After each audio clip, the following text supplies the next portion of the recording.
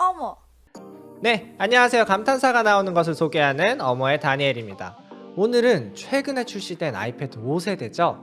12.9인치 아이패드 5세대를 들고 왔습니다. 이번에 M1을 탑재하고 어마어마한 성능을 가지고 나와줬어요. 지난번 애플 행사에서 직접 친히 팀쿡이 맥북에서 M1 칩을 훔쳐가지고 아이패드에 이식을 하는 퍼포먼스를 보여주면서 비약적으로 성능을 업그레이드 시켰다라는 얘기를 주로 했어요. 물론 비약적으로 성능이 향상된 것 같아요. 근데 과연 이걸 우리가 체감할 수 있을까가 의문이었거든요. 그래서 아이패드 프로 3세대 11인치 모델과 아이패드 에어 4세대를 같이 들고 왔어요. 프로 3세대는 11인치 모델이니까 엄밀히 따지면 3세대는 아니고 11인치 1세대 모델이죠. 편의상 3세대라고 하겠습니다. 그래서 체감이 되는 부분이 있는지 하나씩 확인을 해볼게요. 아이패드 5세대의 옵션은 256기가 와이파이 모델이고, 그리고 색상은 스페이스 그레이로 준비를 했습니다. 참고로 제품은 저희 사무실에 계시는 구독자분이 리뷰를 해달라고 가져다 주셨어요. 그 대형 유튜버들만 한다는 구독자 제품으로 하는 리뷰 한번 시작을 해보도록 하겠습니다. 일단 가장 차이가 나는 부분은 바로 디스플레이죠.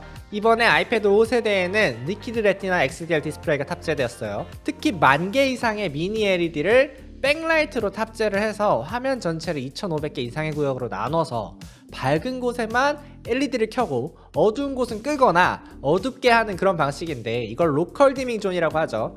그래서 HDR 컨텐츠 같은 거 볼 때 아주 잘 볼 수 있습니다. 특히 아이패드 우리가 뭘로 잘 쓰죠? 그렇죠, 바로 넷플릭스나 유튜브 머신으로 잘 쓰는데, 아이패드는 영상을 보는 데 특화되어 있는 기기는 아니다 보니까 영상을 볼 때 위아래로 렛터박스가 나와요. 그게 자기 전에 누워서 보면 어두운데도 빛이 나가지고 막 엄청 거슬리고 그렇거든요. 그럴 때 완벽하게 어둡게 만들어서 잘 보여주는 거죠. 트루톤 디스플레이를 지원을 하고 120Hz의 주사율을 지원을 합니다. 근데 이번에 출시된 11인치 5세대 모델은 레퀴드 리티나 디스플레이예요. 11인치 모델은 지난 제품보다 디스플레이가 눈에 띄게 좋아졌다거나 바뀌었다거나 그런 건 아니에요. 그럼 디스플레이를 한번 비교해 보겠습니다. 일단 밝은 데서 보면 크게 차이가 있는 편은 아닙니다. 밝기도 좋고 색도 비슷하게 보이고요. 아이패드 에어도 마찬가지로 밝고 색도 비슷하게 보입니다. 그럼 HDR 컨텐츠를 보면 어떨지? 여기서는 좀 차이가 나요. 진짜 선명하게 잘 보이거든요. 특히 어두운 데서 보면 차이가 있는 편입니다. 불을 한번 꺼볼게요. 자, 보시면 밝은 데는 더 밝게 잘 보이고 어두운 데는 확실히 어둡게 보이고 그렇습니다. 명암비가 무려 100만 대 1인데 스펙에 걸맞는 모습을 잘 보여주고 있어요. 근데 이게 어두운 데서 밝기를 밝게 하면 살짝 블루홀 증상이 생겨요. 그러니까 2500개 이상의 로컬 디밍 존을 가지고 있지만 이게 픽셀의 크기만큼 작은 건 아니잖아요. 그래서 어두운 데서 화면을 밝게 하면 밝고 나서 주위로 화면이 약간 밝아지는 현상이 있습니다. 그렇지만 어두운 데서 이 정도로 밝게 해놓고 쓸 건 아니니까 크게 체감되는 현상은 아닙니다. 근데 어두운 데서 이 정도로 밝게 해놓으면 신경은 쓰여요. 불 꺼놓고 보니까 괜찮은데? 너무 좋은데? 아이패드 에어나 프로 3세대 같은 경우에는 불을 끄고 보면 이렇게 어두운 화면에서는 화면이 완전히 어두워지는 게 아니라 백라이트 때문에 약간 밝게 보이는 거 보이시죠? 불을 다 꺼놓고 보면 살짝 거슬릴 정도로 보입니다. 근데 이게 아주 불을 다 끄거나 아주 어둡지 않고 조금만 밝아도, 그러니까 어두운 스탠드를 켜놓고 책상에서만 봐도 체감이 되지는 잘 않아요. 그냥 다 좋은 디스플레이 정도로 보입니다. 5세대는 베젤 근처가 균등하게 밝은 느낌이 아니거든요. 그러니까 베젤 안쪽으로 그림자가 지는 느낌이 살짝 있어요. 이건 확실히 단점 같아요. 그리고 3세대랑 5세대랑 이미지를 표현할 때 명암이 살짝 차이가 있거든요. 근데 그 부분이 5세대 디스플레이가 엄청 좋아서 그렇다기보다 약간 색감 표현이 다르다, 그 정도로 느낌이 들어요. 그러니까 완전히 어두운 환경이 아니면 차이는 있긴 하지만 이게 뭐가 더 나은 건지 라는 것보다 약간 차이가 있다 라는 정도로 느껴집니다. 근데 이런 디스플레이는 HDR 컨텐츠를 제작하시는 분이나 아니면 인쇄물을 만드시는 분들 아니고서는 크게 활용할 수 있는 부분이 있나 싶기는 합니다. 이 정도의 퀄리티의 디스플레이를 이런 분들이 구매하신다고 생각을 하면 가격이 진짜 어마어마하거든요. 그래서 괜찮은 조그마한 디스플레이를 구매했다, 근데 그게 아이패드도 된다 라는 관점으로 접근하면 괜찮은 것 같습니다.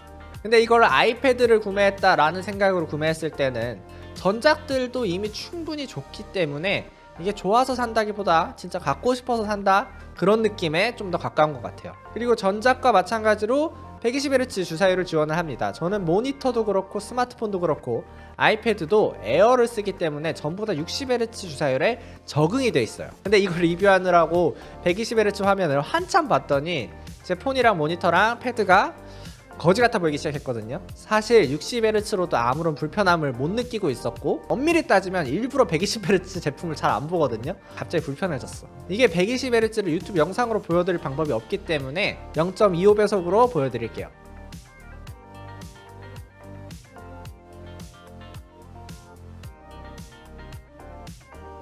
보시면 확실히 체감은 되는 편이에요. 네, 그리고 체감이 될 만한 게 또 바로 스피커인데 한번 음악을 들어보죠.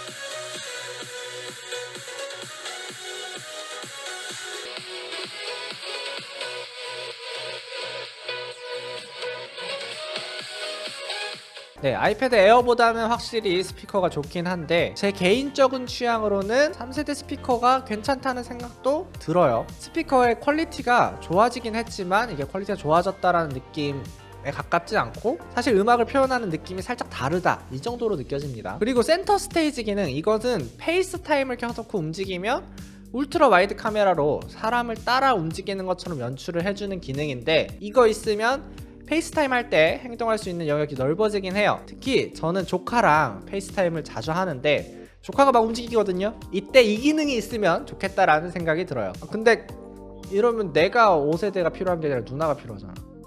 아마 쓸 일이 없겠다는 생각이 듭니다. 네, 그리고 다음은 썬더볼트인데 이제 썬더볼트 포트를 지원을 합니다. 특징적으로 외장 디스플레이를 이제 쓸 수 있습니다. 그럼 디스플레이를 한번 가져와서 연결을 해볼게요. 저희 콜리가 쓰고 있는 모니터를 훔쳐왔는데 한번 연결을 해보겠습니다. 그런 분들 괜찮겠다. 아이패드로 그림 주로 작업하시는 분들 모니터랑 왔다 갔다 하면서 하기도 애매하고 아이패드로 보자니 화면이 작고 막 그랬을 텐데 쉽게 옮겨가면서 좀 볼 수 있겠다. 그리고 외장하드나 여러 제품들을 연결해서 사용을 할 때 속도들이 보장이 됩니다. 그리고 M1 칩이 달려있기 때문에 성능적인 부분이 사실 아주 매우 월등하게 좋은데 이게 벤치마크 수치로밖에 체감이 되지 않습니다. 아이패드 에어의 경우에는 싱글코어는 1585점, 프로 3세대의 경우에는 싱글코어 1116점인데 반해 이번 아이패드 프로 5세대는 1718점이 나옵니다. 그리고 이게 멀티코어로 넘어가게 되면 격차는 더 심해지는데요. 3세대 프로의 경우에는 4800점대, 에어의 경우에는 4200점대가 나오는데 이번 프로 5세대의 경우에는 7291점을 기록을 했습니다. 그러니까 멀티코어를 사용하는 작업의 경우에는 압도적인 성능을 보여주는 게 가능하다라는 얘기가 됩니다. 그리고 3D마크의 경우에도 거의 30% 이상의 점수가 높게 나왔거든요. 근데 이 스펙으로 실제 사용할 때 성능 차이를 낼 수 있는 경우가 있느냐? 몇몇 영상을 렌더링할 때 말고는 이 속도를 나타내줄 상황이 존재할까 싶습니다. 근데 우리가 이 정도 작업을 할 때는 또 보통 데스크탑이나 랩탑을 이용을 하잖아요. 그래서 이 성능을 정말 이용할까 하는 생각이 들고 그리고 대부분의 평들도 그렇죠. 근데 보통 하드웨어가 발전하면 소프트웨어가 따라오게 되고 그런 것들을 기다리면서 사용을 하시려면 구매하셔도 좋을 것 같습니다. 저는 개인적으로 사양에 대한 활용도가 높은 프로그램들이 나오기 전까지는 지금 쓰고 계시는 3세대나 4세대 또는 에어로 버텨도 좋을 것 같습니다. 그래서 아이패드에서 썬더볼트를 활용해야 된다 또는 이 정도 급의 XDR 디스플레이를 가지고 싶은데 살 돈이 없다, 그럴 때 구매할 만하다고 생각이 듭니다. 사실 저는 아이패드 에어 4세대를 쓰고 있는데 이것만 해도 저한테는 오버스펙이거든요. 그래서 애플 펜슬 2세대를 지원하는 아이패드 미니가 있으면 아마 그걸 구매했을 것 같은데 아직은 없기 때문에 좀 존버를 해볼까 생각하고 있습니다. 네, 오늘 준비한 컨텐츠는 여기까지고요. 오늘 보신 컨텐츠가 마음에 드셨으면 좋아요와 구독 눌러주시고 더 많은 컨텐츠도 기다려보시려면 알람 설정까지 눌러주세요. 그럼 다음에 봐요.